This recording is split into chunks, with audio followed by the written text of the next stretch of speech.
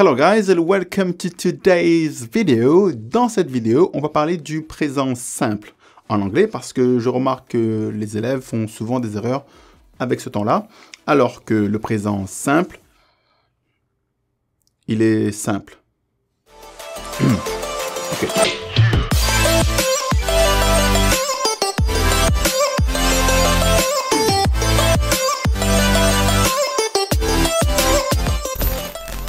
Alors, d'abord, il ne faut pas confondre le présent simple et le présent continu, qu'on ne verra pas dans cette vidéo. Donc, le présent continu que j'ai entouré ici, lui, c'est un temps qu'on utilise lorsqu'on parle d'une action qui est en cours au moment où on parle.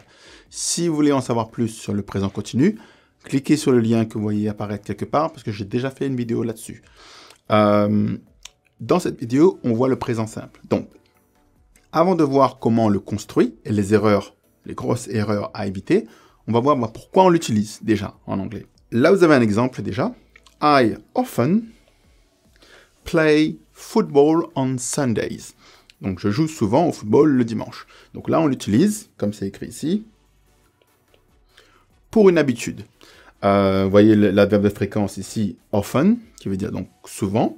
Donc, je joue souvent le dimanche au foot. Donc, c'est-à-dire que si à l'heure d'aujourd'hui où je te parle, c'est une habitude que j'ai déjà. Donc, je le fais. Je l'ai déjà fait auparavant dans le passé. Et je vais sûrement le refaire également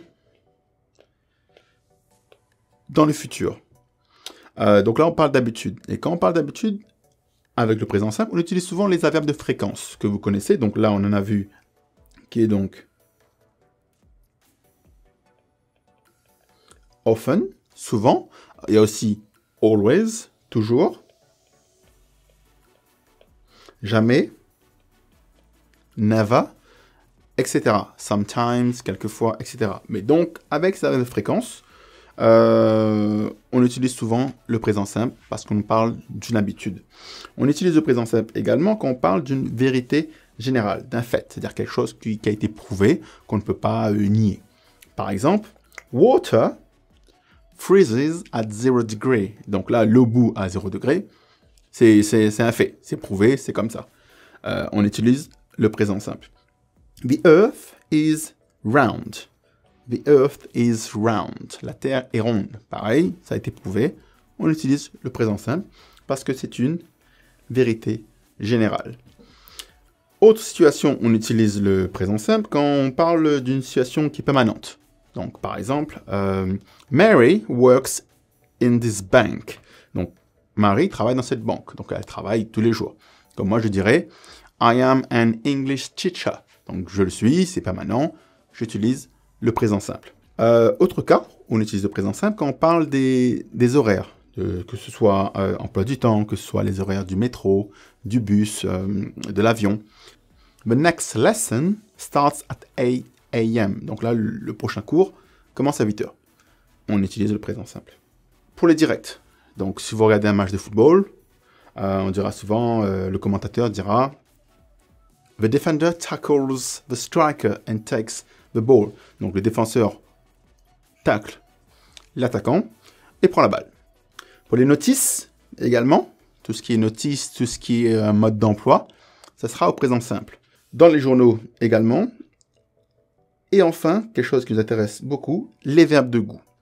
Donc, on utilise souvent les verbes de goût avec le présent simple, comme like, love, hate. Vous connaissez sûrement d'autres, dislike, enjoy, etc., etc. She doesn't like chocolate very much. Donc là, le verbe de goût, c'est like. Elle n'aime pas beaucoup le chocolat. I hate liars. Je déteste les menteurs. Pareil, hate est un verbe de goût. On a utilisé le présent simple. Donc là, vous voyez bien plusieurs cas où on utilise ce temps en anglais. Maintenant, on va voir comment on le construit. Et on va faire en sorte que les erreurs que je veux mettre en avant, il ne faudra pas les refaire. Donc, comment on le construit? On commence par la forme affirmative. Très, très, très simple. Il y a juste une exception. C'est tout. En anglais, on prend le sujet et on rajoute le verbe.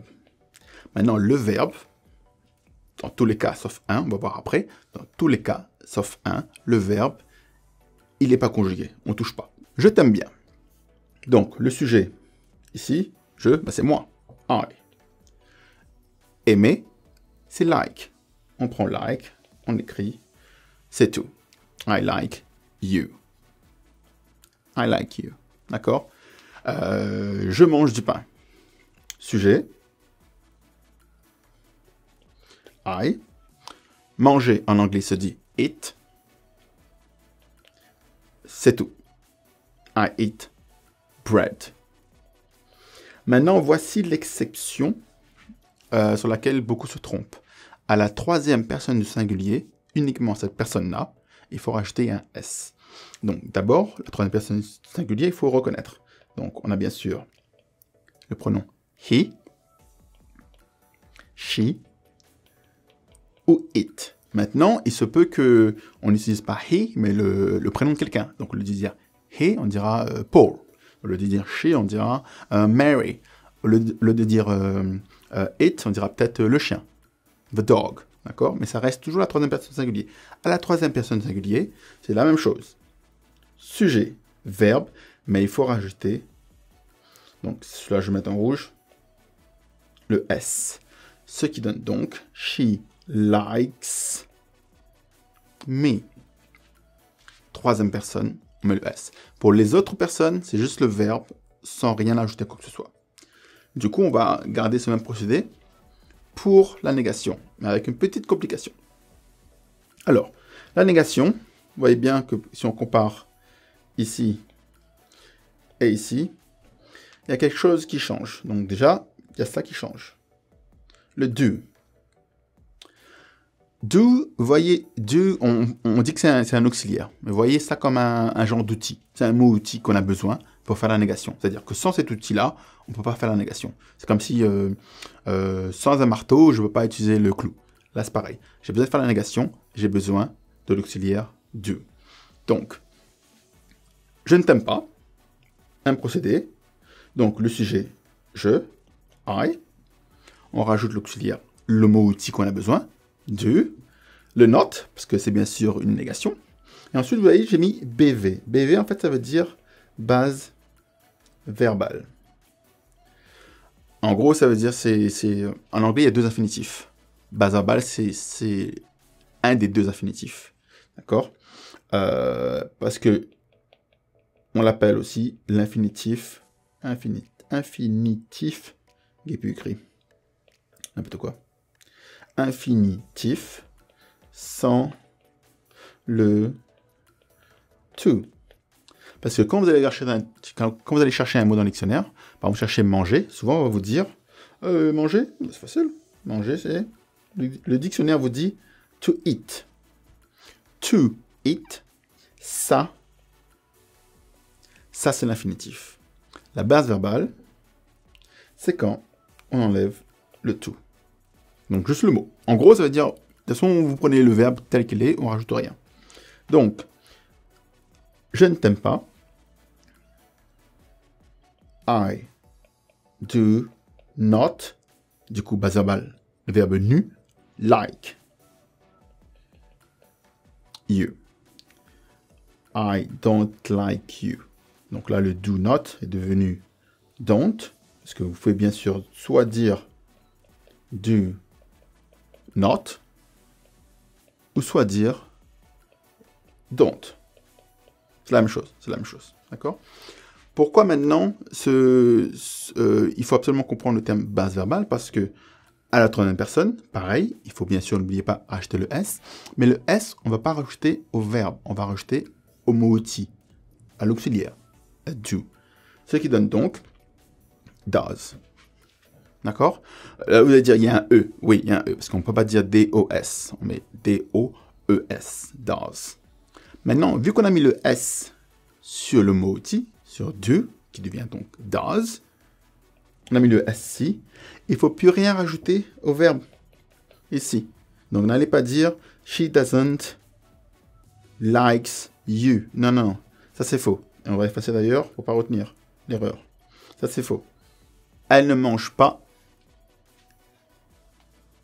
de la viande. Donc, elle ne mange pas de la viande. On va prendre une autre couleur. Elle ne mange pas de la viande.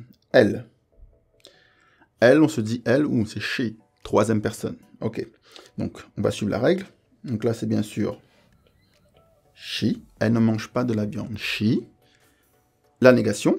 Il faut le mot outil. Donc, do. Mais vu que c'est la troisième personne, on va rajouter le S. Donc, le E juste avant.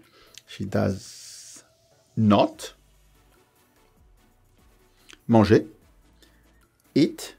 On ne met pas de S à eat. Parce que le S, il est déjà là. D'accord? Et on rajoute bien sûr le complément meat. Au lieu de dire doesn't, vous pouvez bien sûr, si vous voulez, faire la contraction. She doesn't eat meat. Mais l'erreur à ne pas faire, c'est d'abord déjà d'oublier de mettre le S, ou alors même si vous le mettez, vous mettez le S ici. Non. Sur le mot outil. La question, il suffit d'inverser le sujet et le mot outil. Il faut faire vraiment attention. Donc, là, on veut dire, est-ce que tu l'aimes, lui? Donc, est-ce que tu l'aimes? On regarde la construction. On a d'abord le mot outil, le sujet et la base verbale. Donc, le verbe nu. Ça donne donc do, je rajoute le sujet. Est-ce que tu l'aimes? Est-ce que tu l'aimes? Do you like him? Est-ce qu'elle t'aime? Donc, est-ce qu'elle t'aime? Comment on a obtenu ça? Does she like you? Does she like you? Troisième personne du singulier. Donc là, déjà, on va mettre tout de suite l'auxiliaire, avec le S, bien sûr. Est-ce qu'elle t'aime, elle? Donc, le sujet est donc she. Donc, troisième personne, d'où le ES, ici. Et ensuite, on rajoute tout simplement le verbe like you. Voici la construction à connaître. La forme affirmative, donc le sujet et le verbe, sauf à la troisième personne où on va rajouter le S. La négation, il nous faut absolument l'auxiliaire, le mot outil qu'on a besoin pour faire la négation, avec le not, bien sûr. Le S se rajoute sur le mot outil, si c'est la troisième personne du singulier. Et pareil pour la forme interrogative, si c'est la troisième personne, on rajoute le S. Donc, la plus grosse erreur que vous pouvez faire, c'est oublier le S à la troisième personne. Donc, vérifiez toujours quel est le sujet. Est-ce qu'on parle de he? Est-ce qu'on parle de she? Est-ce qu'on parle de it? Ou est-ce qu'ils sont cachés parce qu'il y a un prénom de quelqu'un? Mary, Paul, Mark, Teddy, etc. L'exception à ces trois constructions-là, ces trois formes-là, il y a une exception. À la forme affirmative, négative et interrogative, on va prendre les constructions qu'on vient de voir ensemble. Ces trois-là. Il y a juste pour un verbe où ça ne marche pas. Ça marche pour tous les verbes, sauf un. Ce verbe est be. Attention, le verbe be ne suit pas ces constructions car il possède sa propre conjugaison. D'ailleurs, l'auxiliaire do est incompatible avec be. She is not happy. Ou bien sûr, la contraction, she isn't happy. Mais vous remarquerez qu'il n'y a pas d'auxiliaire do dans cette construction. Il n'y en a pas. Pour faire la négation, il n'y a pas. C'est le seul verbe qui n'a pas besoin de l'auxiliaire do parce qu'il a sa propre construction. Donc, ce qu'on vient de voir, ça marche pour tous les verbes, sauf un. C'est la fin de la vidéo. Si vous voulez avoir cette fiche, regardez dans la description de cette vidéo YouTube, où je mettrai la fiche en PDF, que vous pouvez télécharger, imprimer, pour garder en souvenir, encadré dans votre chambre. Non. Okay. This is the end of our video. Thanks for watching. And on that note, I see you soon enough. And of course, subscribe.